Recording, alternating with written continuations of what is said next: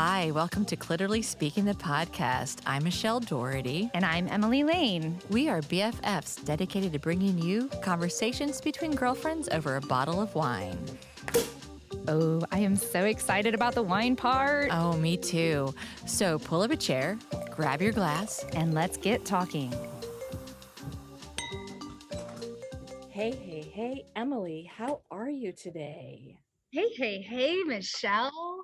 I'm good, despite the fact that I'm not actually hanging out with you in studio right now. I'm sitting on the floor by a fire with my little doggy right here.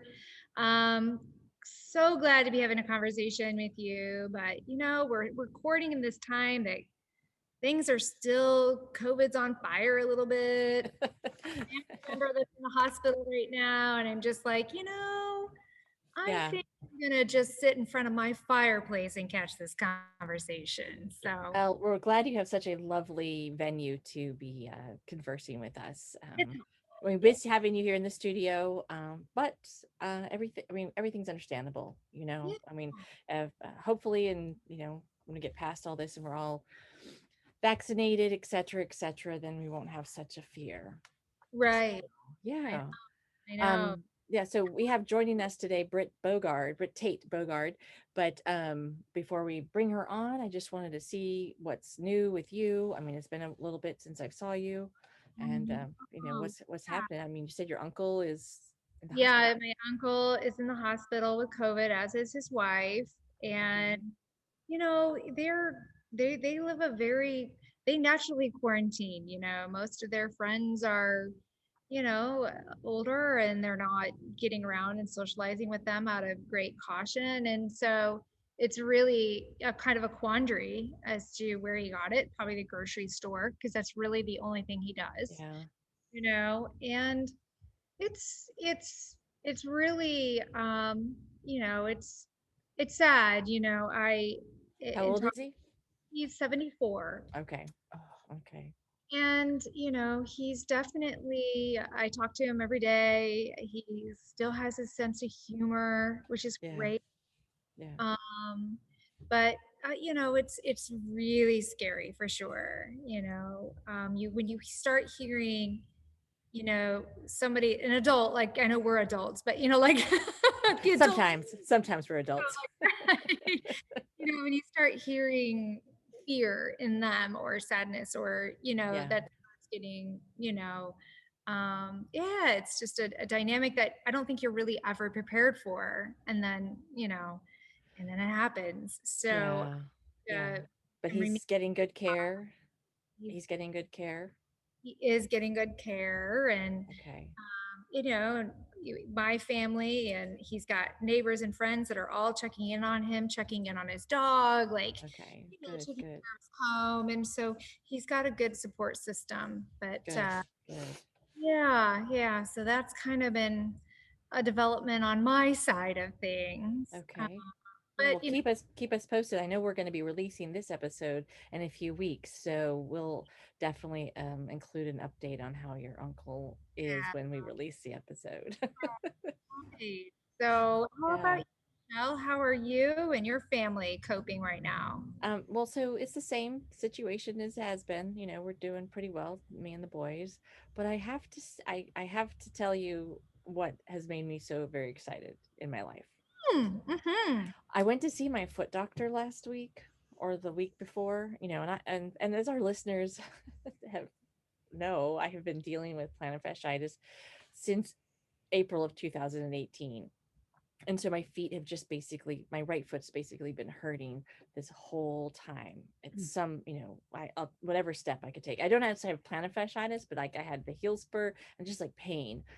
So my foot doctor suggested I buy these shoes, this manufacturer that called Hoka, Hoka. Game changer. Life changer. Oh my God. They are not inexpensive. So I'm thinking Hoka needs to be a sponsor of our show. But I walked a mile Friday. I walked 2 miles yesterday. I walked pillows. Yeah. Do you have some? I have tried them on, like, at the Nordstrom. I've seen them online and researched them a little bit. because I also am afflicted with the PF. And I tried on a pair at the Nordstrom rack, and they were a little too wide. That particular pair was a little too wide because it's Nordstrom rack. You know, you get what you get. And I was walking in them, and I was like, oh my God. Yeah. It's like walking on marshmallows. It's so I'm like a happy person. Okay. Not that I haven't been, not that I've been like, unhappy, but I have not in pain. Now, they're definitely not Emily Lane style shoes. They are not attractive. Not even a little. They're like moon shoes. But I figure I miss those moon boots.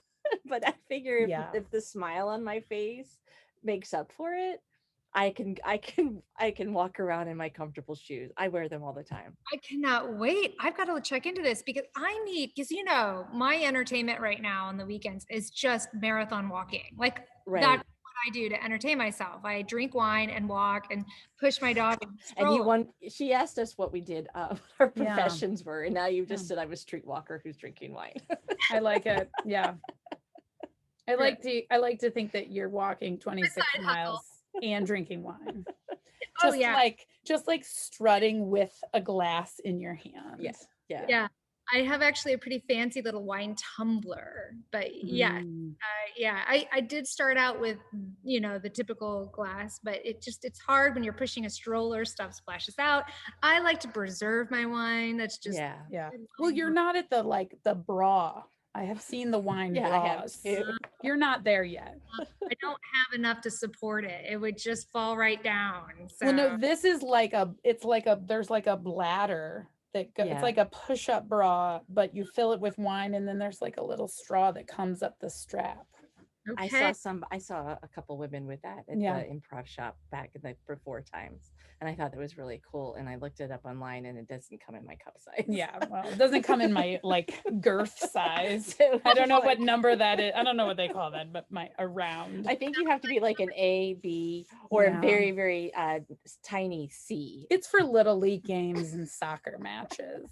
I think this sounds like an opportunity for a plus size or a more robust bust size product too. I want it like a Spanx.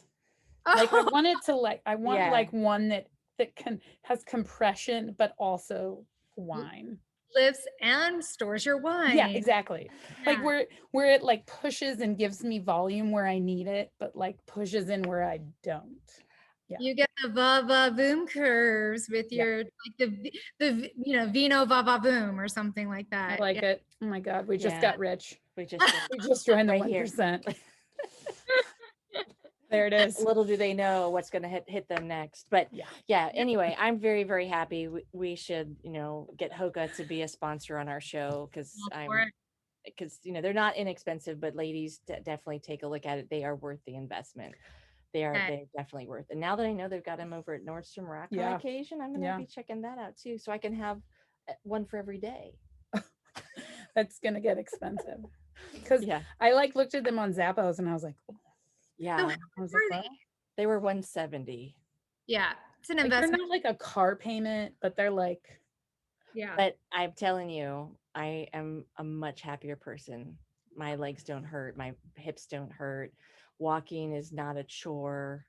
They're marshmallows. I mean, it's just like but it's a little bit stiffer than a marshmallow. Yeah. But it's like actually I feel like I'm wearing Flubber shoes. If you remember the movie Flubber and the basketball players that bounced around. I feel like this is what I need for my walking shoe.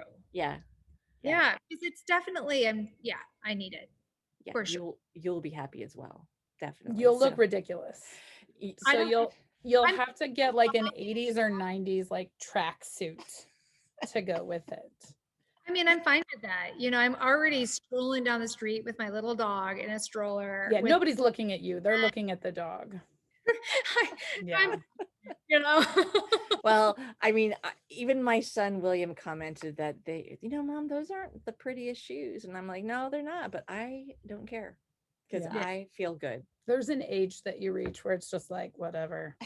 function over fashion happens. And it seems like as I turn 51, everything hurts way more. And I'm like, whatever, I don't care. I mean, Yeah. I look at like, cowboy boots and I go, well, maybe someday, With an insole. well, I have the orthotics. This is just, one more step. Well, that's, you should tell Hoka to make that. There's a boot with that technology. Yeah. I don't know what that technology is, but it's like memory foam. Yeah, Mm. it's awesome. It's so nice. It's awesome. So anyway, we just gave them a 30-minute commercial. We did, yeah. We're expecting a check in the mail now. Free pairs of shoes. We'll tag them on this episode. Yeah. Like, what is like 317? I'm not a math teacher, so, but like, it's not that much. It's like a drop in the bucket for them to send us some shoes. Definitely a drop in the bucket. But anyway, let's talk about our wines, right? Bucket. Yeah, exactly. What's Yeah. in our glass right now? So we are drinking separately. So I have my own glass, and I know you're drinking something. So Yeah. do you want to start? Sure, we'll start. When we had our pre-meet with Britt, she said that she liked cheap wine, whites and rosés. And Did. so I did not, I mean, this is definitely in our price point. This is the Pinot Project. It's a rosé from 2019. And a good year. It's a good year. And it was like, $12. It wasn't that, it's right there in our price point. And I got it at Randall's, and so far it is so tasty. It is. It's And very smooth. The notes are like wild berry fruits with a hint of orange blossom. That's what they say. It is very like subtly fruity too, though, but it's not like Yeah. a punch in the face with fruit. And it's not too sweet. No. It's just like I like it. And it's really a clean and bright. It'd be good with chocolate. Yeah, it would be good. It reminds me of summer. Mhm. Definitely reminds me of summer. Yeah. So For sure. I feel like a real housewife when I drink it, like a real housewife of Beverly. They are always drinking rosé. yeah, we're the real housewives of The Lou. of the Lou. So I'll let you think about the peony with that, Michelle, Yeah. and I'll introduce what I'm drinking. So we've had wines by this producer before, Cliterally. We've drank their Puy Fusé in previous episodes, the one with your mom and your daughter. This is from the little appellation, the Méconchonné. This is a white Burgundy. It is fabulous, I have to say. You can find this as low as like $15, $16 on up to $30, depending on where you're buying. So, but on the nose, I get butter, I get baking spice, star fruit, some minerality, pear and cream. On the palate, I'm getting lemon curd. It's got some nice acidity, again, some spice and a little papaya. I mean, it is yummy. It is one I definitely recommend not over chilling. Oh, okay. Yeah. For white. Okay. It's like I've had it out of the refrigerator for an hour and it is singing right now. You just described a vacation. When we used to take vacations. That just sounded like vacation. I was like, oh. Glass, ladies. Oh. Yeah, everything from Cliterally has been delightful that we've drank. On the show or personally at home. So that's definitely somebody I would not worry about going wrong with, or however that works. So well, Emily, you tell me if your wine was a panty, what kind of panty would it be? Oh, well, it's definitely a vacation panty. Like it is a skipping on the beach with your cheeks hanging out kind of panty. So your vacation panty is a little different than my vacation panty. Yeah, I was gonna say. Yeah, but it's okay. It's your panty. It's your panty. So if I were to describe the Pinot Project, if it were a panty, the rosé, I see like a kind of a satiny material and delicate little lace insets with it, or in it with it, but it's gonna it'll cover both cheeks, but not in a granny kind of way. Does that make Got it. sense? Yeah. Yes, of course. In a like matching bra kind of way. Yes, definitely a Yeah. matching bra kind of Yeah. way. I mean, I would describe it as one that does not come in a 3-pack. Do you know what I mean? Right. It's like one of those pairs of underwear that's on its own hanger. Right. Yeah. Because that's Yeah, a thing. it is. Yeah. Yes. I remember the first time I learned that bras and panties could match. Yeah. I was in Wales, and my friend Pip and I were going lingerie shopping. You were in Wales with your friend Pip, Yes. lingerie shopping in Wales. Okay. Well, I was studying abroad, Okay. and Yeah, you were. Her name was Pip. and Pip explained it to me. I was like, "Holy cow! Bras and panties can match," and it was a whole new world. Yeah, Fruit of the Loom doesn't advertise that. Neither does No. like Hanes. No, they just give you a bunch of colors. Yeah, exactly. Eventually, you'll match your bra. You have like your white, your beige, Your blue, your heather gray, yeah, and then heather blue, exactly. and then black, and then you might line up your bra. just They figure you're gonna have a white bra and you have a black bra, and maybe you'll have one of those other colors in there. yeah. When you're buying. Hey, you always need like a one that blends in with, with your skin. The nude. The Like, new- yeah, nude or, something that blends in, because if you're wearing something sheer or whatever. So Yeah. you need And at least those 3 basics, in the right? summertime, I wear a red bra to match my skin. Yeah, that's fair. That's real. So, That's just diversity. right. You have your Yes. your summer Irish girl, and your all of the other Right. sunburn tones. Right. So Yeah. anyway, we have we have a great guest with us today, and excited to have you on the podcast today, Britt. And I just wanted to let our listeners know how we met. I was reading the Humans of St. Louis Facebook. They do a remarkable job, and they did start. They mimicked the Humans of New York, and then they've done Humans of St. Louis. So it's like a photojournalism essays. And in December of 2020, Britt was a featured person, and it was an incredibly interesting series of, or a long essay that was broken up into different posts and pictures and stuff. And I was like, oh, I really need to meet her, and she needs to be on our show if she wants to. And so we reached out, and Emily and I had a conversation with you a few weeks ago, and it was just an incredible story. And you have you have so many layers that it's like I want to talk about them all, but our listeners would never get off the podcast. So I think we're going to have you back a few times, because Okay. there's so many different things Let's do it. that are fascinating, what you do. So anyway, Britt was the 2019 Educator of the Year for the St. Louis Public Schools. I was the visual and performing arts educator. Oh, so it was in the category. Yeah, so there's a handful of different categories, and I was the visual and performing arts educator of the year. There was like an English teacher from CVPA that won over like Overall. everybody. Okay. Yeah, she's a way better teacher than I am. Well, so Britt, you teach art I do. at 2 elementary schools, the I City of St. Louis public school system, up in the north side Mhm. of St. Louis City. And for the people that aren't from St. Louis, we kind of have this divide that's been there for generations. There's a street called Delmar, and they call it the Delmar Divide, and everything north of Delmar is African American, and south of Delmar is typically white. And you can pretty much in your mind guess like what happens or what has happened over all the years.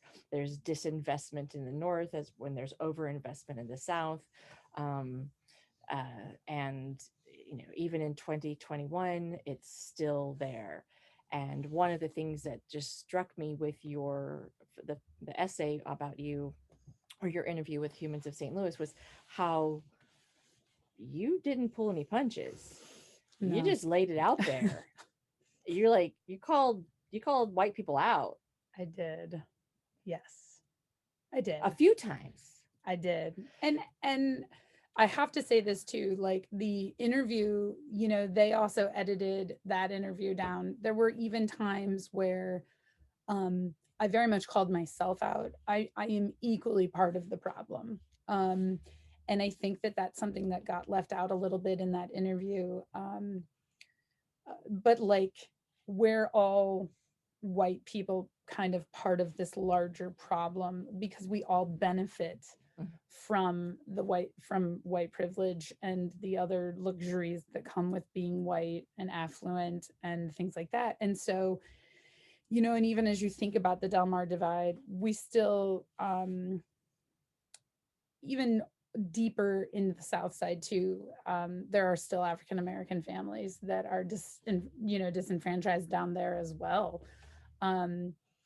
So while we're very divided north and south, we definitely still are creating a lot of the same problems, even deep in the South Side, and especially with our schools and things like that. And so, you know, it's a tough road to travel down in education and as a parent in the city of St. Louis, because you want to do what's best by your kids. Absolutely. But it's really but it's really hard to do what feels right as a parent, what feels right as a St. Louis resident, and what feels right as an activist and an ally. Yeah. You know what I mean? And I talked about that a little bit in the article because I am a St. Louis City teacher. I am a St. Louis City property taxpayer, and we own our home. And I opt to pay tuition to send my children to private school. And to be a really difficult decision for you. Yeah, it was definitely something that we did not come to lightly. My children started in the public schools. And then we had gotten to a point where they had tested into the gifted program. And at the time, Columbia did not have, where I teach up at two schools on the north side. So I teach at Bryan Hill Elementary, which is a neighborhood elementary school in the College Hill neighborhood. And then I teach at Columbia Elementary, which is half neighborhood school, half gifted magnet school in the Jeff Vanderloo. And at the time that my daughter would have been entering kindergarten, they had not established the gifted program up there yet. And so I think had that been started, I might have gone a different route. But we ended up looking into a bunch of different things. She had gotten into Mallinckrodt, and then Mallinckrodt is a gifted school in the South City. Kennard is also another gifted school. CJA now. Oh, they dropped. They did. Kennard. They ended up, and I have to toot the Kennard CJA PTO and like just family, because they worked incredibly hard recently and actually over the last few years to abolish the name Kennard because he was a slave owner. He was a Confederate. Oh, that's right. He was like very publicly. And so those families and the parent leaders and things like that worked incredibly hard, and they were incredibly persistent during the pandemic, even at a time where they kind of kept putting it off because the board meetings were all very much devoted to COVID. Right. You know, like these moms rallied and were like, no, we cannot put this on the back burner any longer. We cannot send kids to a school with this name on the front of it. So I really commend them for doing that. Refer to it now as CJA. So now it's the classical junior. Yeah. And so otherwise, no, but I think everybody still calls it Kennard because it'll probably take a whole 10 years to drop it. Because you got kids that started, you know, like it's just going to take probably 10 years before it's no longer called that. So she had gotten into that, and she had gotten into City Garden, you know, because we looked at the charter option. We live in the Shaw neighborhood. And so we were like, and I was kind of interested in just throwing out applications everywhere. Um, and then she got into City Academy up on the north side, and they're a private independent school that is predominantly African American. It is up in the Penrose neighborhood off Kings Highway. And, you know, we checked out all of our options. And when I went up there, I just fell in love with the Yeah. place. And I fell in love with their mission.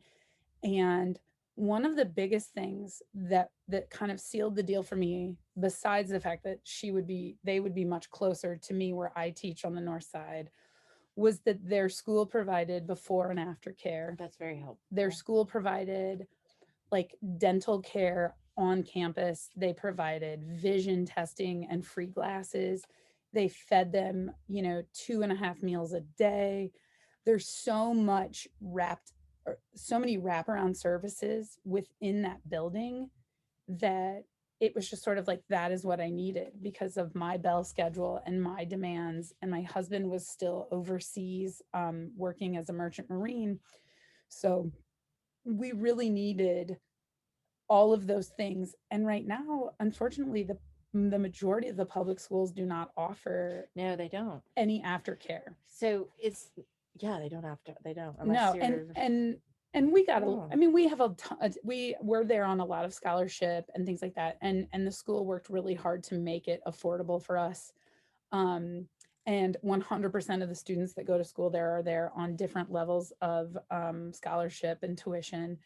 And, you know, I went in there and I was just very much like, I have 3 and I need this to be sustainable for their whole academic career. Is it through 8th grade or through? It is through 6th. Through 6th grade. So, you know, like, and I've worked really hard to sort of,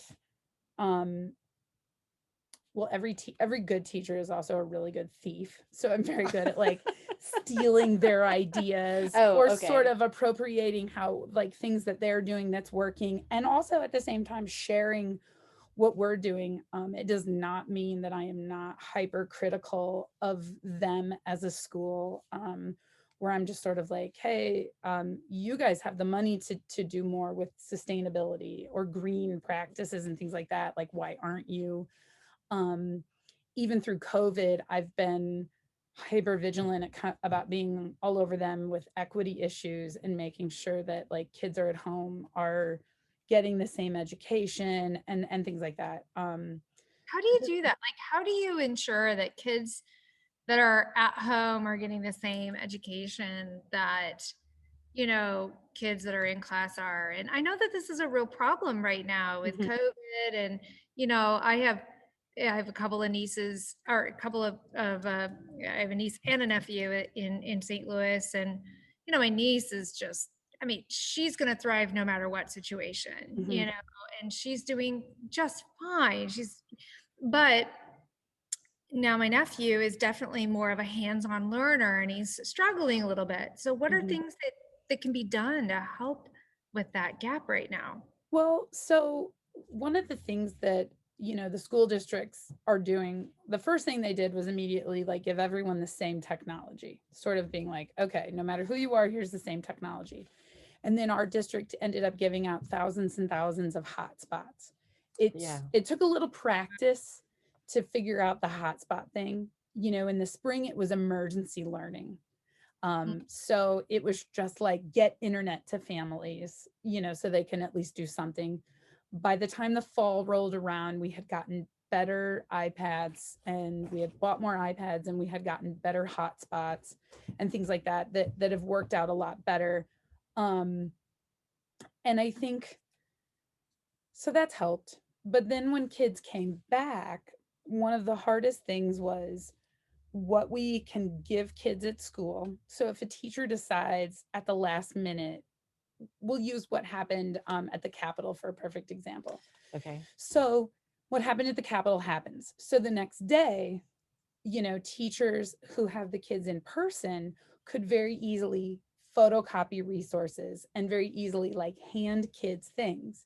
But the kids at home don't have that same stuff. You can't, you know, you can't work on the fly as much as what I think really good educators are ones who kind of can tweak the daily schedule and the daily things that you're teaching based on, sort of know your audience. Right, right. So, and virtual learning makes that real hybrid teaching makes that really, really difficult. I would think so. And Yeah. I would think that not every family is going to know to even go look for other resources that like the teachers would give. But I guess to Emily's question, you're going to have people who are thriving at the virtual learning and would probably be a thriving student in class. Yeah. But when you have the ones that don't, what do you require more from maybe the parents or to, and then, I mean, gosh, we've been asking a whole lot of everybody during these COVID times, but it's like this, what do you do with the ones that, or how can you help the ones that aren't a thriving online virtual learner? Well, I think that's the hardest. I mean, I don't have a magical answer. I know what I do in the field that I teach. I teach art. And so while at the beginning of the year, I was able to make like packets to send home, and I was able to send home scissors and all of these things, a lot of times where kids were learning at the beginning of the school year is not where they were learning, in the middle of the school year. And a lot of times they're traveling to like a TT's house for a while, or even my own children have gone to my mom's to learn for a couple of days to give me a break. Thank you, Mom. Yeah, exactly. God bless Nanas. And so, like, you cannot assume that they're going to have all of those resources that you gave them. You also cannot expect 6, 7, 8, 9-year-olds, 17-year-olds to keep track of all of these materials and these supplies. Yeah. So, I can't even keep track of my glasses. Yes. Yeah. Well, I mean, you should see, like, there's this kind of glass. These kind, but not the ones I need to actually look through. And so, we've done additional, this is where I have to like school counselors and support staff in schools, because I mean, we have people in our buildings who are driving all over town to get these kids materials. Like, you find out that somebody needs more paper, or you find out that somebody needs another hotspot or things like that. And, mom or dad has to work, or one family member has the car and they've left for the day, or it's just a pain to get on, 3 buses to get up to the school to grab these things. Like, we just have support staff, who are driving all over town to drop materials off to kids. Yeah. It's been phenomenal. You made, let me put my words back together. You made a statement when we had our pre-meet interview about, at the beginning of the COVID times, as an art teacher, that the superintendent was basically thinking, now I don't need to pay to have a PE teacher. Yeah. I need to pay to have an art teacher because nobody's doing, they're not seeing them in person. And it really struck me that it was so punitive and so short-sighted, because why would you look at this time called COVID and what everybody's going through as an opportunity to trim your budget? Now, I'm sure that there are other businesses out there that have done that, and let the government pay. We did just vote to close 8 schools. Oh my God. Right. I mean, it's not funny at all. No. But it's just sort of like, you want to talk about, I mean, right. Yeah. So not only are you having to, take care of the kids, but you had to like continually prove to the superintendent that, yes, you need to pay the PE teacher. Yeah. Yes. I mean, why should they lose their job because they chose to teach art and music and PE? God, Right? if the kids need art and music and PE at any point in time, it's now more than ever. They always need it, period. But now more than ever, as they're to their homes, as they're not getting social outlets, being able to express themselves musically, artistically, physically is incredibly important for intellectual development, in every aspect of development. It's important. Well, not to mention social change. I mean, Mhm. in the middle of all of this, we have had multiple waves of social unrest. You know what Mhm. I mean? We've had, everything that's gone on with this previous election, down to last, like 2 weeks ago when, oh my God, was that 2 weeks ago? No, it was just It was like a Yeah, week and a half ago, no, it'll be 2 weeks. Like no, it was last week. it was. right? Oh, We're recording this Oh, sorry. on January the 18th, MLK Day, and So it was a week so and a half ago. it was no, it was a week ago on Wednesday. It was the 13th. No, it was the 6th, January Yeah. 6th. Wow, it feels like it was. It's so hard to track, isn't it? It feels like it was yesterday and 3 weeks ago. Yeah, I yeah. know. No, you're right. There's been a ton of social change. And I mean, everything that came with the death of George George Floyd. Floyd Yeah. and, Breonna Taylor and everything that followed just over the course of the summer, losing John Lewis and just on top Yeah, of the and deaths. RBG. Yeah, I mean, and so if And there was, we're nearly 400,000 people dead from COVID. and so it's just, if there was ever a time that people needed an outlet, it has been now. Yeah. And Yep. so I watched that school board meeting, and, I heard my superintendent say, well, that's fine. If we're going to stay virtual, then we don't need art teachers. We don't need ancillary teachers. And I immediately took to the chat feature in YouTube, which Oh, did you? did get me in a wee bit of trouble with my I principal. can't believe they don't have that disabled. Yeah. No, it's good TV. Ah. And I immediately was like, wait a minute. Some of us are killing it with the virtual learning. Like, there were music teachers across the country who had found like new ways Yeah. to teach kids how to make music using things around the house. There were gym teachers that created entire YouTube channels to like activities with pairs of socks. I had taken up teaching like things, we did self-portraits using your dirty and clean laundry. So you had to make your eyes out of like balls of socks and your hair out of, like, Yeah. and so it was just sort of like your most creative people, really took to the challenge. Well, like adapted. And when we look back at other times, like other big social changes and like the 1918, last pandemic, what do people look at? They look at the art that was made, they look at the literature that was written, they look at the music that was made and the songs. They do not look at somebody's budget. They also don't look at anybody's test scores. No, they don't. They don't go, well, like, I'd like to see Jimmy's report card from, 1919 and see if he had any academic loss during that last pandemic. No. It's just sort of like, that's not what's stuck. We have an opportunity right now. We had, and we still have this opportunity right now to completely revamp how we've been doing education, because arguably we've not figured it out. We have overcomplicated it so much. I'm just like, I don't understand why teaching people has to be so hard. We've been doing it for hundreds of years. It's well, I think that there's, I mean, that, wow. Okay.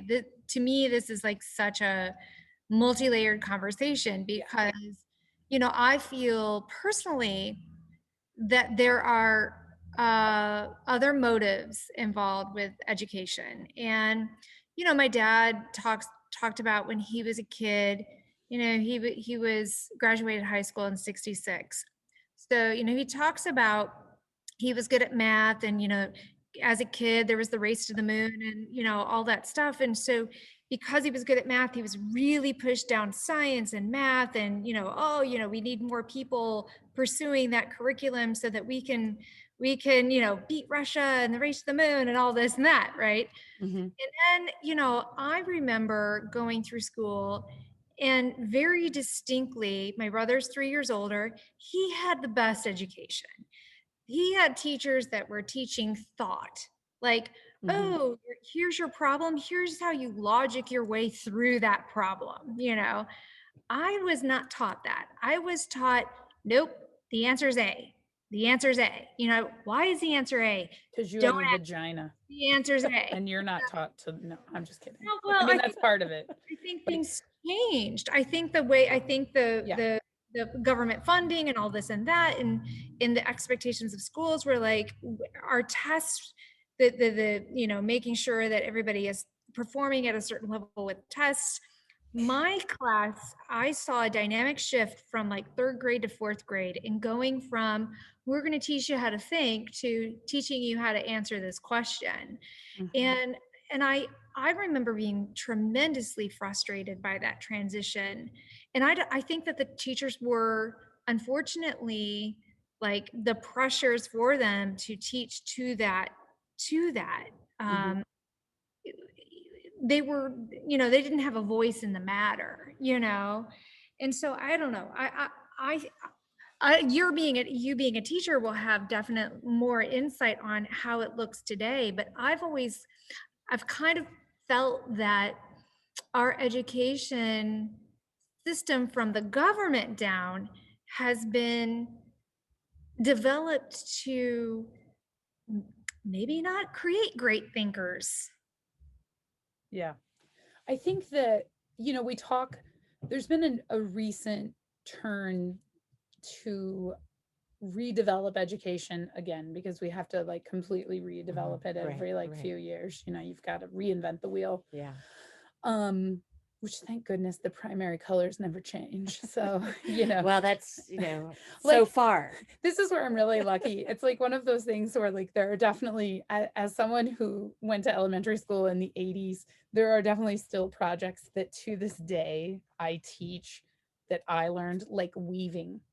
Weaving never changes, and weaving a paper placemat like will changes. always, like, you still, like, and so it's like so important to me that like I still teach them. Like, I'll teach you digital photography and we can do a little bit of like graphic design and art, but by golly, you will make a color wheel, you will mess with paint, and you will weave paper, and you will like do all of these very like Well, 1980s, those are fundamentals, they're important. and they're just like awesome. And what's so cool is then the kids take them home and the parents immediately like pick up, are like, oh man, I made that. And I'm like, see, I cannot even tell you. I have to tell you really quick. One of my favorite things about virtual learning is the parents being at home doing this kind of stuff with their kid. I mean, I have had like siblings, I've had like aunts and uncles, grandparents, like elbowing kids out of the way to like watch my drawing lesson, and then are like sharing it with their kid. They're like, look, I drew it too. It's just been this really awesome kind of benefit. Absolutely. Because it's really easy to look at all the terrible things about it. Yeah. But there have been some super, like, it's been so cool to like get the kids to be able to see a little bit into my world. They've gotten to watch me have to parent at the same time. They have like seen Miss Tate in full on mom mode, where like I mute and then I turn and yell at my kids, and they can like see and read my face, and they know that like my kids are in trouble. And then I come back and I'm like, okay, guys, and so now we're gonna do a pull down line, and they're just like, whoa, what happened? Miss Tate, did you just have to yell at him? And I'm like, mm-hmm. Or like the moments when like my children are hungry all the time. And so then I'll just sit and like my kids will come in and I'll just be like, oh God. And the kids are like, Miss Tate, what's going on? I'm like, can you guys just go hug a grown up and just tell them you're sorry, even if you don't think you did anything? Just go hug a grown up. Yeah. Like, and so, parents have gotten to see that we're human also. And we've gotten to see, I have seen some other stuff that's been crazy. Yeah, I'm sure. And I have also shown sides of my family that like I have accidentally unmute and like screamed a slur of swear words at my dogs and stuff like that. Like, they have heard me yell at like Spire Gas Company for like drilling into the sidewalk while I'm trying to teach, and I think I've put myself on mute, but instead it's just the kids can just hear me, and I'm like, Yeah, well, it's okay to see a that job. you're human. I Yeah. think that is one of the nice things It's about like seeing your teacher at Target, you know what I mean? But instead you're seeing your teacher like in her house, and like she stands up and she has on like pajama pants. Yeah. It's All sort of, party on yeah, top. like you're trying to keep it professional, but then somebody like spills water and you're like, whoa, I so want to ask you. I want to ask you about your like what led you to art teaching.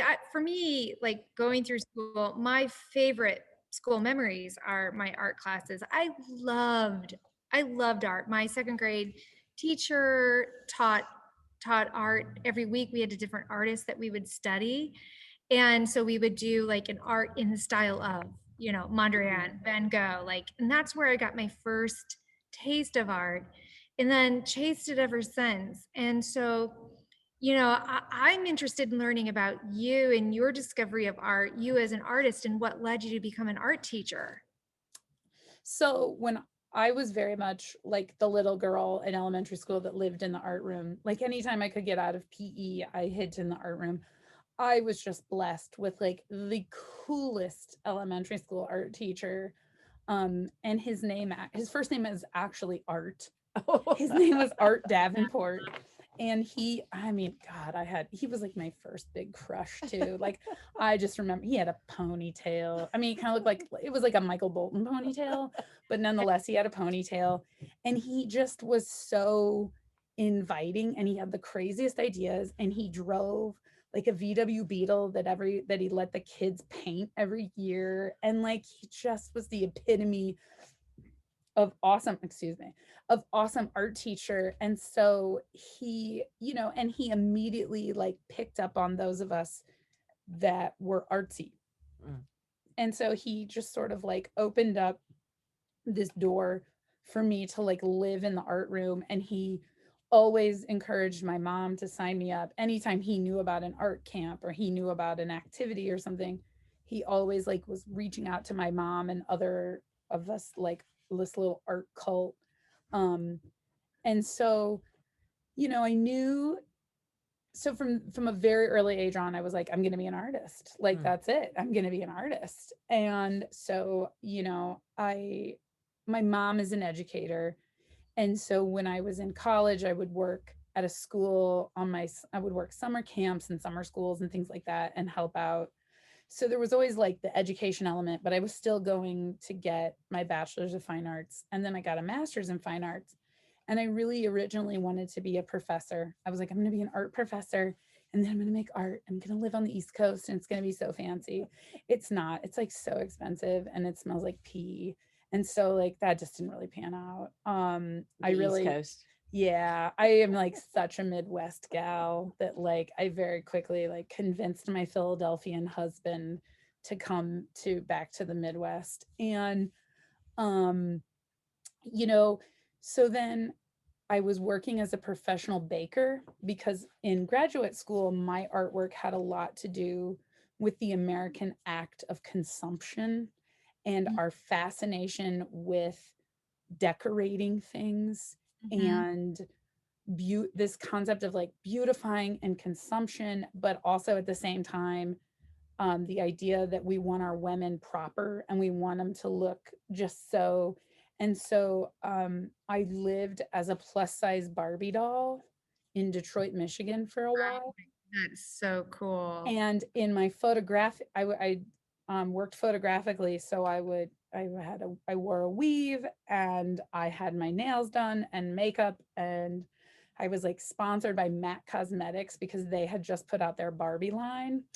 And so I did these photos where it was sort of like behind the scenes in the dream house and Barbie was just like stuffing her face with like cupcakes and donuts and really, really ornate little petite pedophores and things like that. And so it was all about this idea of like, she looks so polished on the outside, but like she's secretly consuming and like living this like fat girl secret behind the scenes. And it was a lot about embracing my size and my beauty. And at the same time, how much we as Americans love these really these things that we attach these like really negative stigmas to, like donuts. Like, oh, donuts are so bad for you, but like they're so tantalizing and gorgeous, and they're so delicious. And they're such like a vaginal metaphor, Yeah. the I donut. didn't even think about Yeah. So about that, but I taught well, it got really expensive to buy the pastries. So I started teaching myself how to bake these really ornate things. So then I get out of school and I'm like, what am I going to do with my life? Like, I have this master's degree and all this student loan debt. And I'm like, I want to be a baker. So then I sort of worked in bakeries by day and then made art by night. Oh, wow. So then I had like 3 kids in 2 years. Wow. And then I was like, well, now what am I going to do with my life? Like, I can't go to work at 3 o'clock in the morning anymore.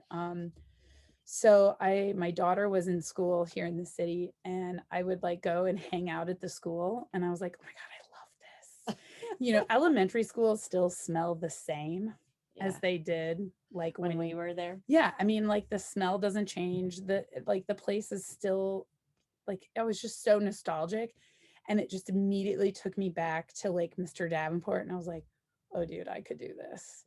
And then I looked into it and it was just sort of like, oh, well, you have a master's in your field. If you're willing to take, like X number of coursework through UMSL, you have 2 years to get certified. And I like pulled it off and, did all the things and was like, now I can't imagine this path going any other way. Yeah. Like, I feel right back where I feel there are just days where I still feel like that same girl, like in 1987, paper weaving.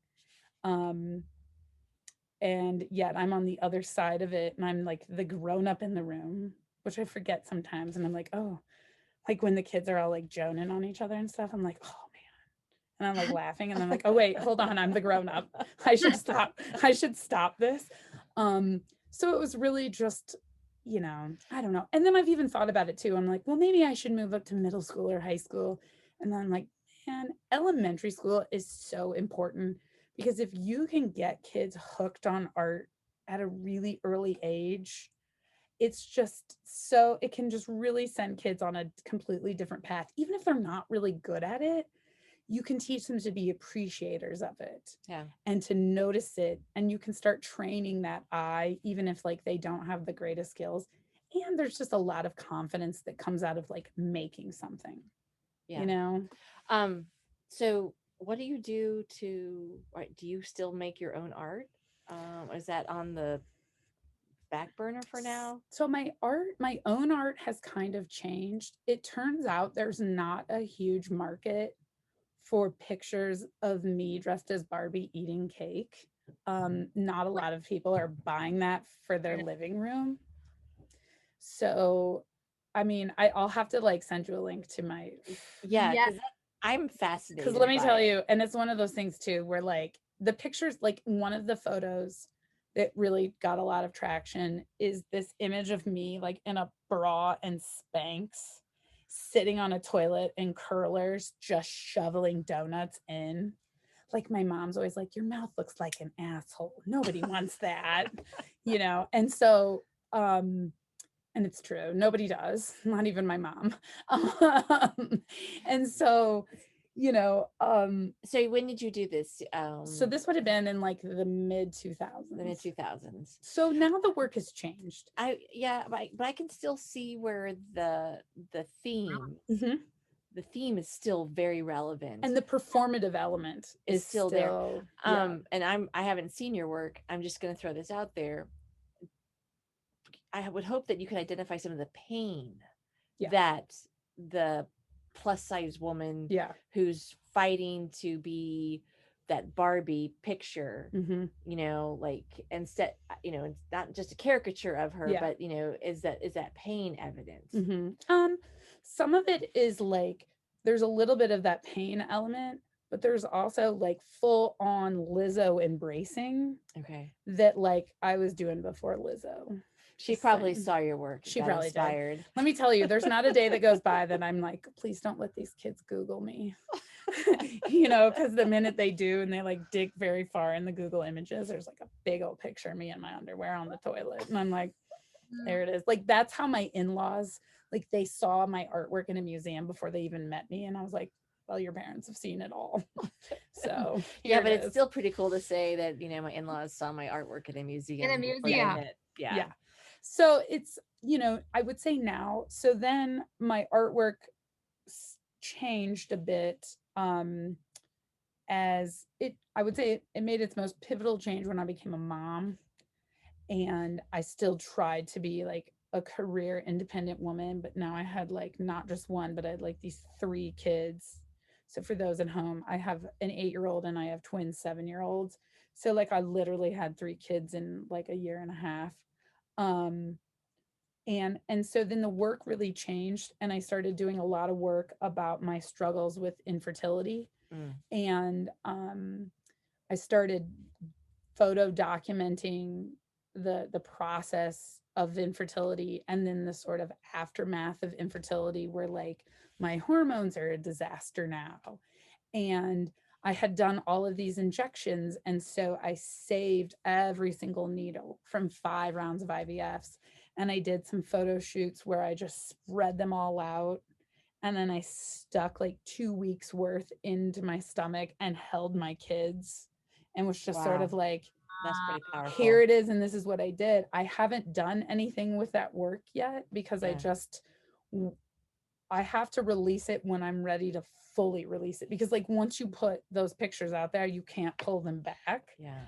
And so I've kind of held on to that. I've then also since lost a dramatic amount of weight and had a breast lift and a full tummy tuck. Mm. And I documented that whole process. I documented the like mom body, and then the weight loss and the sort of like sagging, and like, Yeah. and did these like kind of manipulations, and then documented the post surgery of the like, like I have like the little, like tubes coming out of me still. drains. Yeah, the drains, and then the incisions, because I was just sort of like, there's going to be a time in my life when I really am going to be glad I documented this, and I'm really going to be ready to sort of show this and normalize these things. I think that that's where my big passion is in my work, is sort of normalizing and adding a slight bit of humor to it all also. And I do that a lot as an art teacher too, where I really try to always add a slight layer of humor. Well, let me ask you this question. The fact that you have, it seems to be, and I can't wait to Google you and like go really far down and check everything out. Probably provide links from it on our. I'm not the blonde marathon runner with the same name. Okay. There's like 2 Brit Tates in the world, and she runs marathons and is like an Olympian. And then there's like And then the fat art teacher dressed as Barbie. And I'm it- like, yeah, that's you. that's me. The fact that you were willing to take incredibly personal, some would say traumatic Mm-hmm. situations that you've gone through, IVF, even living as a plus size woman can Yeah. be a trauma. Being a mother, going through plastic surgery, tummy tuck, breast lifts. I mean, it is a plastic surgery. I mean, it is, Yeah. and then there's there's stigma with all that. That ability to honor authenticity or Mm-hmm. authentic life does it help you help the kids you work with, help them release or acknowledge through art their Mm-hmm. own authentic situations? I mean, I think so. The kids, if there's one thing that my students will always tell you about me, it's that I'm unembarrassable. Like, I do not get embarrassed, and I'm very, very transparent with them about everything, like to a fault. Probably some days, probably more than my principal would like me to be. Um, but like, I really try very hard in my own artwork and in my own life to be an incredibly transparent and authentic human.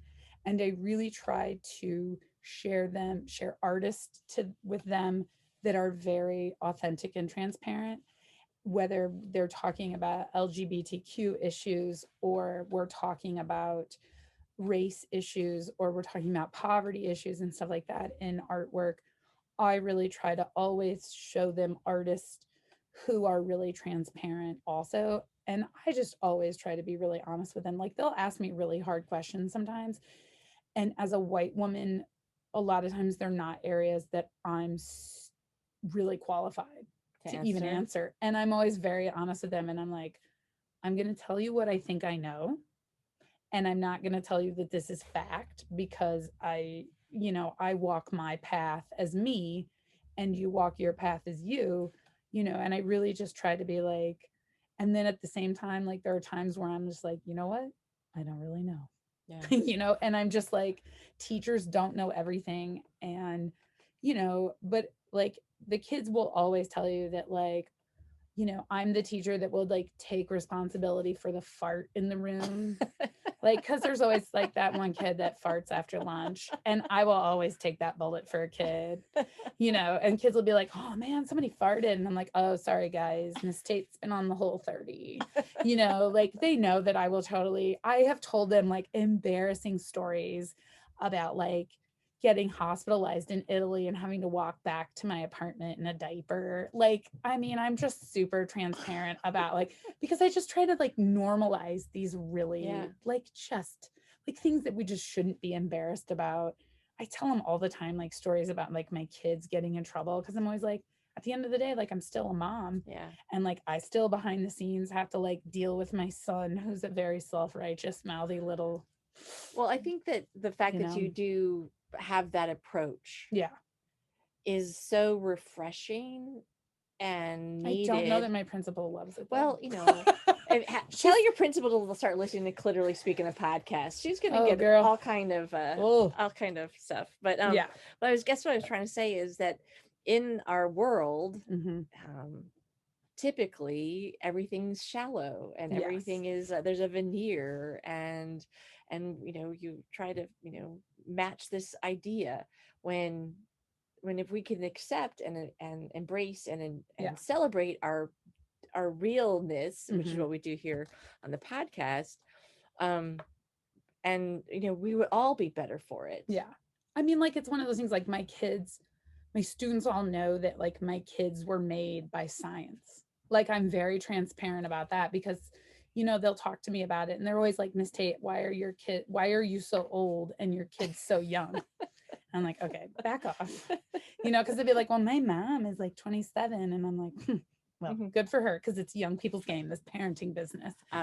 And, I'm like, well, it took my husband a long time to make it work, and I talked to them about how like we had, we tried to do it the old fashioned way, but then we really needed science.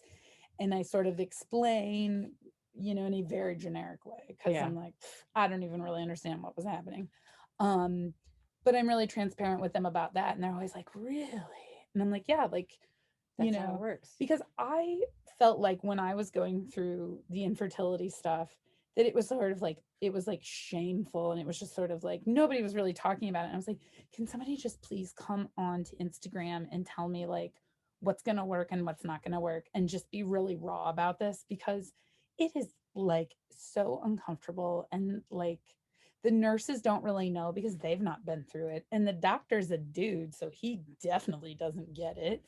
And then everybody, gets pregnant when they talk about a baby when you're going through it. And so it's just sort of like one of those things where I was like, where are the real moms that like get that, have a failed IVF cycle or have, like I mean, I hear more stories of failed than I do successes. Yeah. Like I know many friends who have been through it, many friends who have conceived through it, but many who have given up, and then once they give up, they finally get pregnant. It's a roller coaster of a ride. Yeah. Right? And so what are some of those thoughts you would love to share with somebody who's going down that path that maybe you didn't get from others? Like, what are those unknowns or some of those pains that you didn't expect?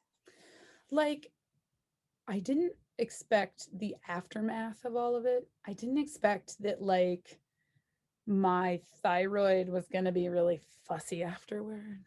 Because it's a lot of hormone and I'm on thyroid meds now for the rest of my life because of sending my body into these like fake hormone experiences. I mean, it's just sort of because what you're doing is you convince your brain to tell your uterus to ovulate, but then you tell your eggs not to ovulate, but to grow a bunch. I mean, it's just sort of like this, the sheer Oh, wow. chemistry involved is crazy. And then the side effects from all the meds are just so squirrely, and everybody has completely different like experiences where I've like met other women who were going through it and they just like had it so together, where I was like so mean some days to my husband and so emotional other days, and then other days I was just like, I just don't give an F, like like whatever. And then we went through like 2 failed cycles, we went through a miscarriage, so then there's that feeling of like it worked, and you're like, and then a week later like you lost it and you're like and then my husband at the time was a merchant marine, so he was like going out to sea and was gone, so I went through a couple of the cycles like by myself. Like the day I got pregnant with my daughter, my dad took me to the doctor to get pregnant. Like it was like the weirdest things. Like there was just like nothing normal. So it's like, of course, like when it was time for me to like deliver my daughter and she was breech and they were like, it's going to be a C-section. Like, we're so sorry. And I'm like, whatever. There was literally nothing conventional about how I got pregnant. There's not going to be anything conventional about getting her out either. Yeah. Like it was just all so, I mean, it was to the point where like I can drop trow anywhere because I'm like, whatever. I have been in stirrups in front of so many people now that I'm just like, Yeah. like, so, I think it's just like the more honest and the more you like find other women who have been through it, and the more like humor that you can find in it, it makes it so much easier too when you can just laugh and be like, there's so many gross things. Well, and as like time has gone on, right? I mean, like you had this done 8 years ago, Mhm. 7 years ago. So we're talking, early 2013, something like that. Yep. And so compared to, what was going on 10 years before then, people didn't know what the Yeah. side effects were going to be. There comes a time when you're like, oh, wait, this is all wonky because of that. Mhm. Some people may not have put 2 and 2 together. They Mhm. might not have like realized, oh, this is what it is. Yeah. I mean, I had colon cancer and did 6 months of chemotherapy. Mhm. I'm still dealing with the side effects of that poisoning my body, Yep. right? And my thyroid and my Mm. hypothyroidism and and just so fucked up. So I'm glad to be alive. yeah, but but still, nobody. I mean, nobody want. They just they fix you. They fix you. Yep. They get you pregnant. Yep. And then they just out the door. Yeah. It's what comes afterwards. Yeah. It's like when you have the baby and then 3 days later they're like, okay, bye. And you're like, hold on, wait a minute. Well, see, you're lucky because when I had my first child, it was 24 hours. Oh yeah. See, and mine were C-section. So like the first one, oh my God. So my first one, like it was 5 days and then we went home. And then my twins were premature because of course, damn Lincoln. My son Lincoln has been a pain in the ass since 9 weeks before he was supposed to be. So my twins were 31 weekers. So they were in the NICU for 45 days. My husband was in Korea. I punched an intern in the face during my delivery. Wow. Like it's crazy. God. Like my daughter's ballet teacher at Coca came up to me one day and she's like, I know who you are. And I was like, what? And she's like, yeah, my mom was there the night you went into labor. Her mom was an L&D nurse at Mercy. And she's like, I heard about your birth story. And I was like, what? And she's like, yeah, I heard you punched a doctor. And I was like, I did. I told him to wait.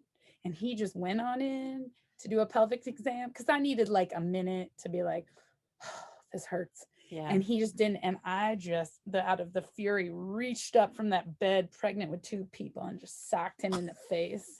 Yeah, I mean, dude, you still need consent.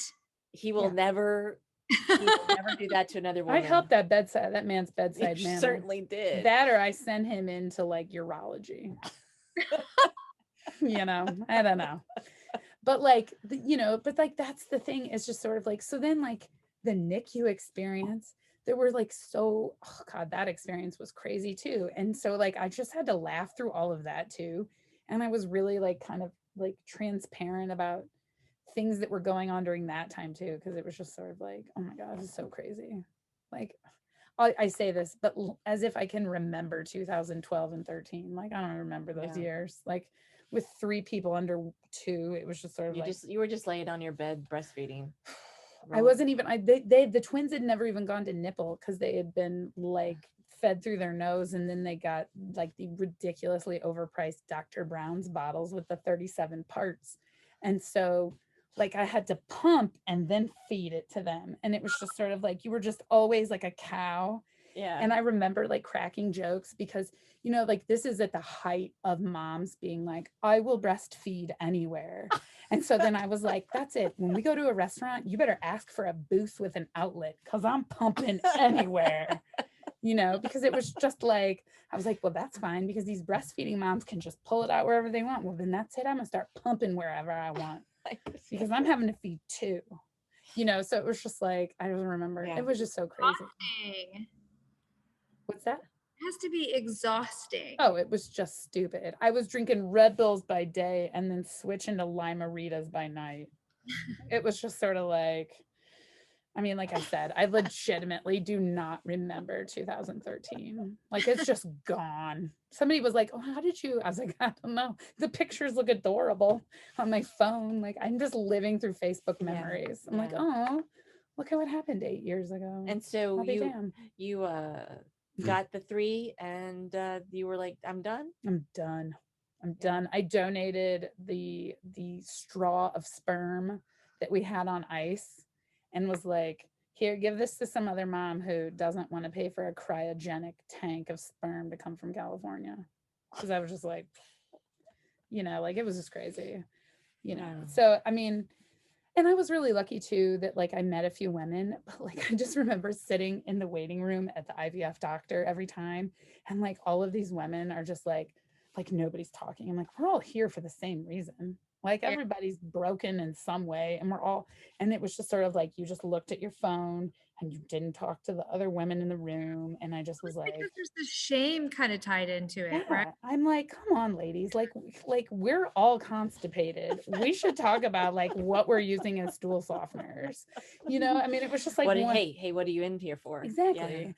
Like, I remember, because I was a baker at the time, I remember at one point I like brought my doctors decorated cookies of like the different stages of embryo dividing, because I was like, we just have to have fun with this. Like, it's just too much to like, like, it was so uncomfortable that it was just like, we got to just find a way to like have fun with this. It was just so weird. And I was giving them so much money. I'm like, my God, there goes their college education. I was like, like, when they want to like go to college, I'm going to be like, I'm sorry, I gave birth to you instead. So, not to mention the NICU bill. I'm like, come on. I'm like, these twins have already cost me a house, like a few houses. We could have lived on Flora for what we've spent on a rehab house on Flora. Exactly. We spent on these twerps. And you want to go to college? Psh, enjoy trade school. You guys want Cheez-Its and dinner tonight? No, you're getting Savorits from Aldi. And I'll make you some cola in the soda stream. Nope. Well, gosh, Britt, like I said, there's so much. But before we wrap this up, and I don't know how to make this a short conversation, could you please tell our listeners about the Sound Garden Makerspace that you have going on with your elementary school? Because I think this is yet another aspect that you floor me. It's so beautiful. It's wonderful. And if you could just share this project that you're working on. Sure. So one of the things that came out of COVID is we decided to return in person. And my school is centered in the College Hill neighborhood. And like many public schools these days, we don't have, well, at this particular school, we have no green space. We have a small patch of grass in the front of the building. But one of the things that everybody kept saying it was going to be great about going back to school in person was like, oh, it's okay, kids can do outdoor learning and we can use outdoor classrooms and stuff. And I was like, what outdoor space? Like, what? No, like we have a blacktop and a very small playground equipment that we're not even allowed to use. It's like taped off. So I was like, well, what are we going to do with kids? Like, where are they, like we're all just going to be stuck in this building, socially distant, not moving in our little bubbles. And I'm like, so, one of the luxuries of the north side of St. Louis is there's a lot of vacant lots. And there happened to be this massive triple vacant lot directly across the street from the school. And so me and a couple other teachers went over and we started mowing the lot. And then I dreamt up this crazy, literally, it was a dream. It was so weird.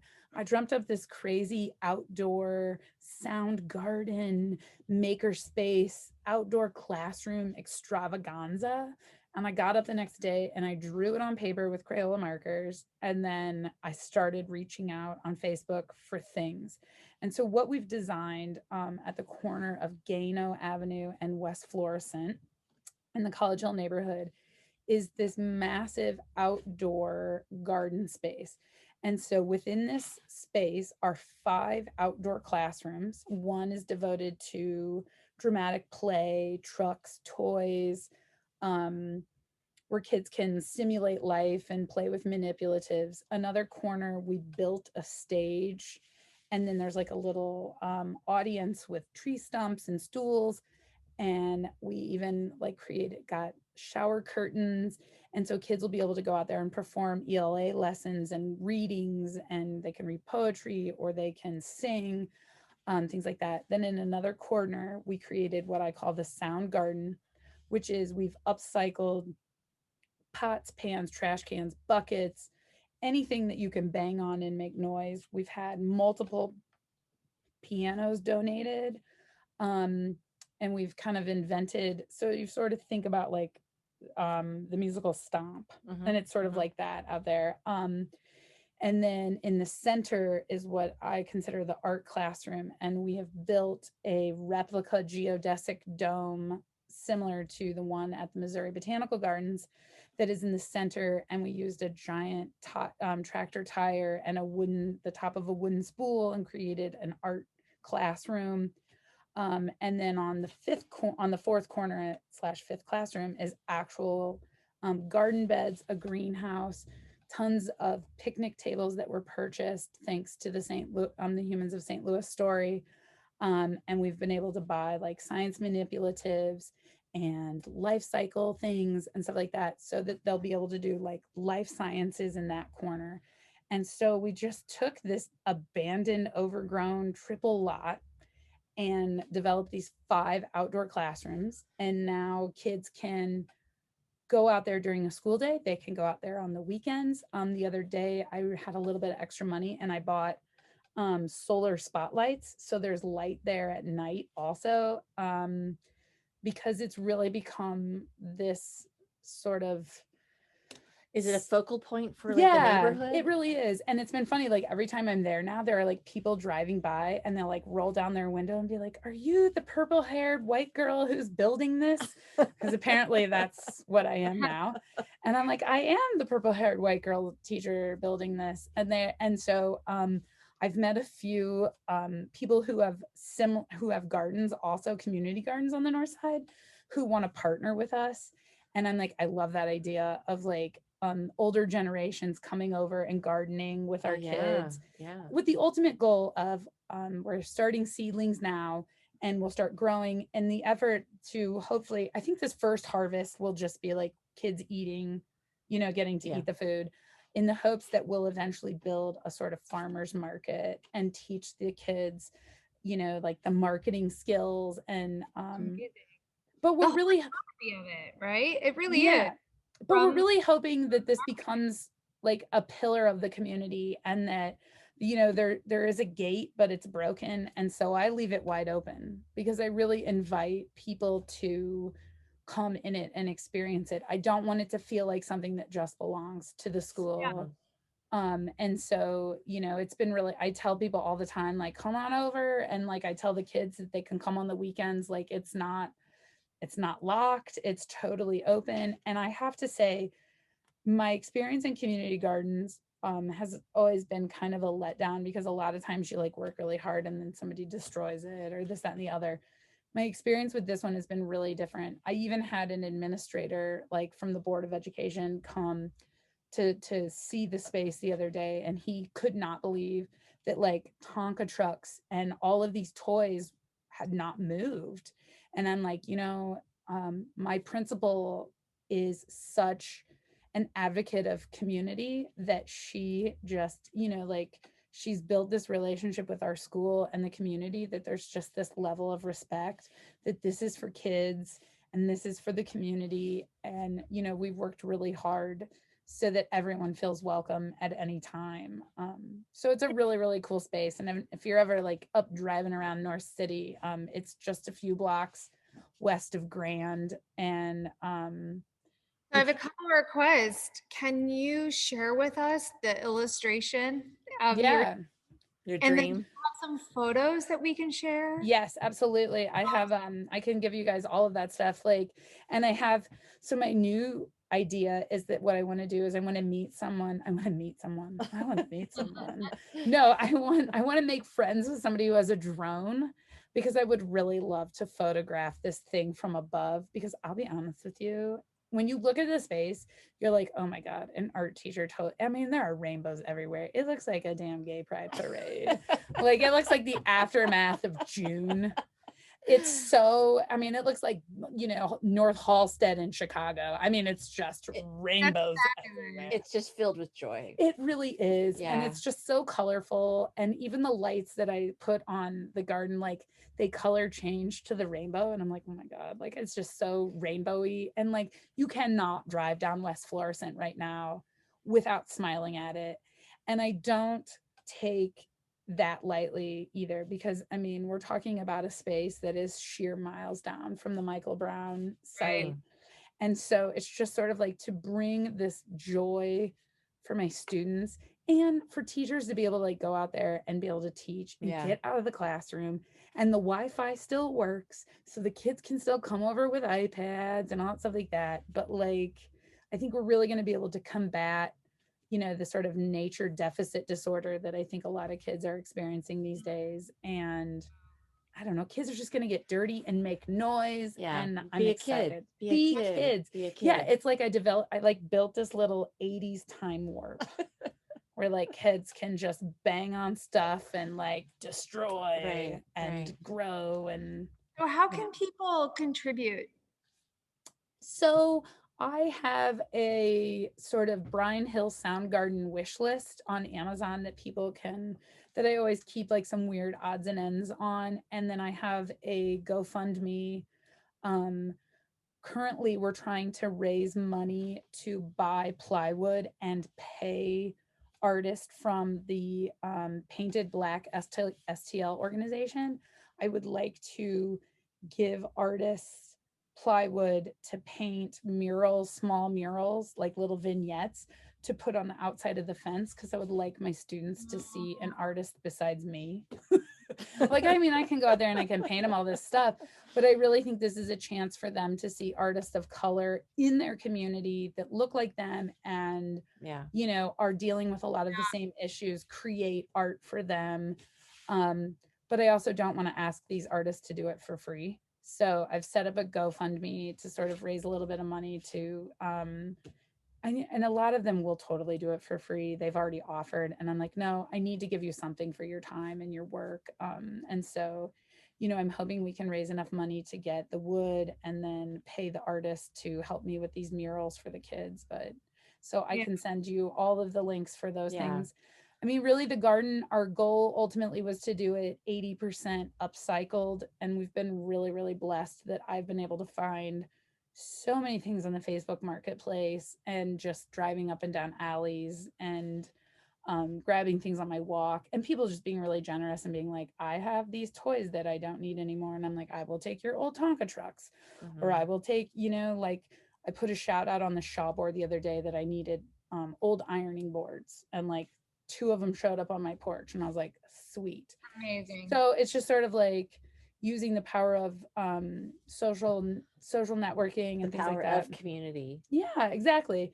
And it's just been really, it's been really amazing. And the outpour of support that came from the Humans of St. Louis article, you know, there were definitely things in that article that were not perfect and that I said that, you know, like I couldn't take back and that I could have said better. And, you know, every interview I do, I try to do a little bit better and make sure, you know, but the rules are also always changing. So I'm like, well, you know, like it was okay when I said this, but now, you know, and so that being said, the majority was very, very supportive and understanding. And people just gave like crazy. And so, and my students were so excited. Like we have a puppet stage that I got. Oh, neat. And so like there were people who like bought puppets of color and other like metamorphosis science puppetry and other science kits and things like that. We got gardening gloves, like just everything we could possibly need. It's just been absolutely amazing. But I still like, I'm always like, you know, finding something on the marketplace and I'm like, look, there's free bricks in this alley. And I'm like, grab my husband and I'm like, we got to go get this lumber that's left behind on Utah. And he's like, okay. All right. Well, you said when we met the first time when we were chit-chatting that one of the kids' reaction to all of the outpouring of support, and you said to the kids, you're like, look, people do care about you. Mm-hmm. Yeah. You know? They do. And it's been, and like they've seen it as it's come in and they're just like, where did this all come from? Like, Miss Tate, did you buy it? I was like, Mom, Miss Tate does not have this kind of money. And I'm just like, and Miss Tate's husband will not let her spend this kind of money. And I'm just sort of like, no, people from all over. And it's not even just been like St. Louis people. It's been just people, anyone who found that article. And I've been like, oh, well, you know, like all of these grown-ups think this space is really cool and they remember being a kid and they remember that and they want you guys to have this and they want you guys to, you know, experience. Yeah. I'm not articulating super good. The rose is like, hey.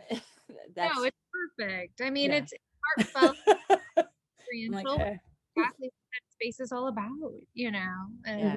I think Yeah. it's You know, the other thing the other thing I just want to mention is one of the things that is very real in St. Louis is that like, it's not my community.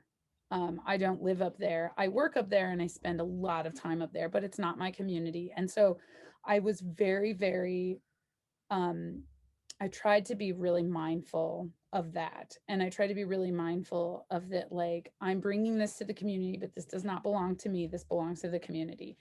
And one of the things that I always did, and every time I post something, I always post like the hashtag Bryan Hill Sound Garden, Bryan Hill Outdoor Makerspace, and then beautification without gentrification. I saw that. Yeah, because I think that's really important is that, you know, in the beginning, I never wanted anyone to feel like I rolled up all of a sudden with my family and we started mowing this lot and we were going to take it and we were going to like build something on it and stuff like that, because that's never been what it was about. And it has always been about beautifying this for everyone because we are all part of that Bryan Hill School community. And, you know, so it's been really important to me to sort of like maintain that beautification without gentrification, because you can totally beautify things without being like, this is mine now, you know, because it's not, it's, you know, like I might have helped build it and I didn't build it alone. So it's not just mine either. You know, it's, but you also,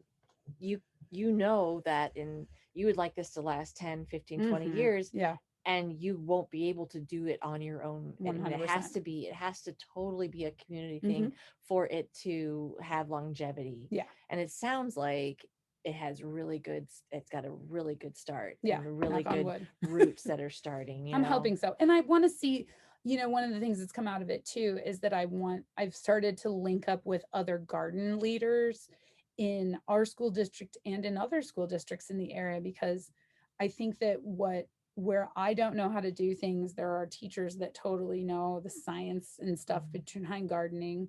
And then I'm more of a visual and ideas person. And so it's just sort of like, we all just need to be working together to Right. make these amazing spaces for kids, Right. especially during COVID, and especially during a time when kids are so linked to digital.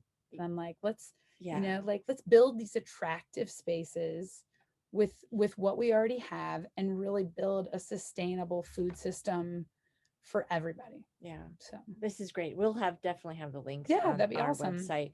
And if you, you know, you can always look up Humans of St. Louis and search for Brit's article. And there's some pictures there too. You can't miss me. She's got the purple hair. I do. She's not the marathon runner. She's the Nope. girl with the purple hair. Purple, chunky purple haired girl. Yeah. Well, this has been absolutely fantastic. I really appreciate you taking the time and meeting with us. Oh my gosh, I can't believe you guys found me and even asked me. I was so honored.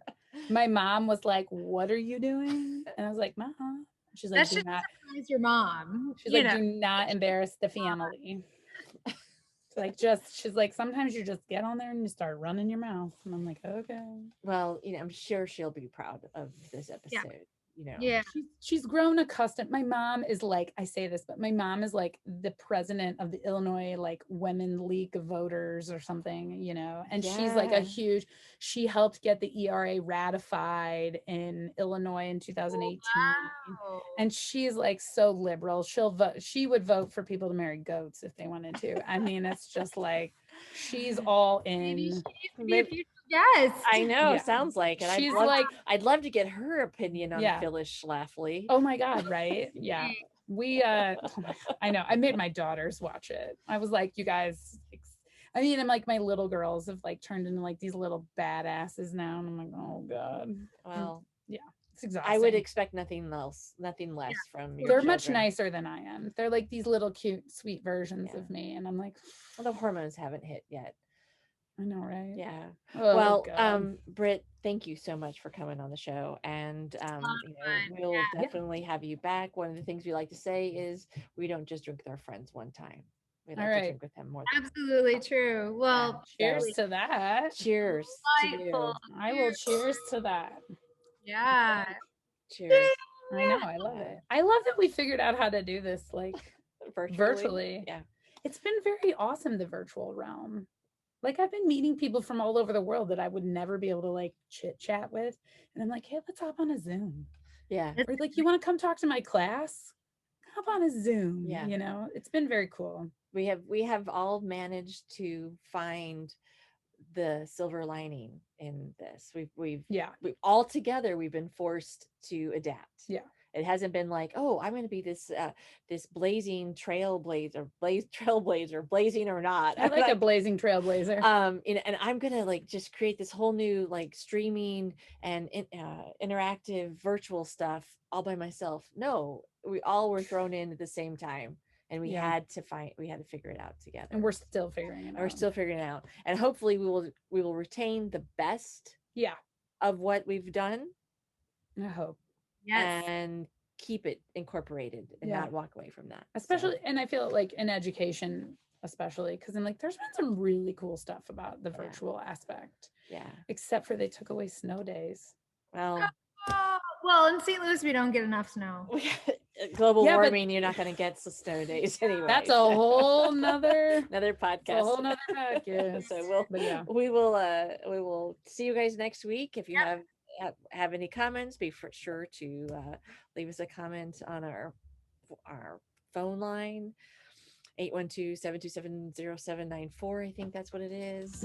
Follow us on Instagram, Facebook, something like that. Whatever you do, just take care of yourselves, and we will see you guys next week. Cheers. Cheers. Yes to that.